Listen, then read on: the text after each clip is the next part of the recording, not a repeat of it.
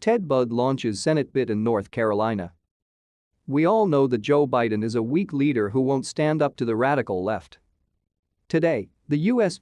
Senate is the last line of defense against becoming a woke, socialist wasteland, and I'm running to stop that, Budd said in the video. He joins former Governor Pat McCrory and former Rep. Mark Walker in the race. Laura Trump, the president's daughter-in-law and a North Carolina native, has said she's seriously considering a bid but has not yet taken any official steps towards running. Budd met with the former president last weekend to discuss the race, a Budd advisor told Politico earlier this week. To stay up to date with latest top stories, make sure to subscribe to this YouTube channel by clicking the button above this video.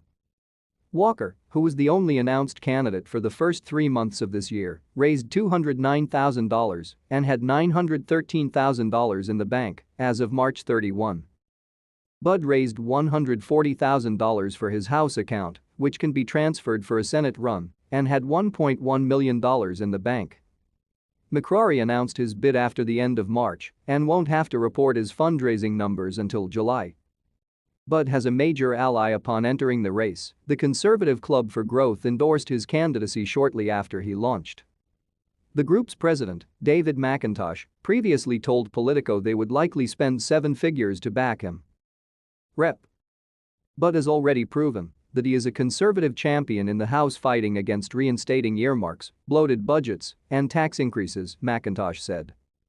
Rep.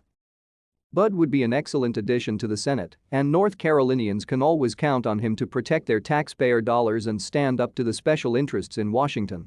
Democrats criticized Budd for his vote against certifying the 2020 election results in the House, a vote a majority of House Republicans took following the insurrection at the Capitol.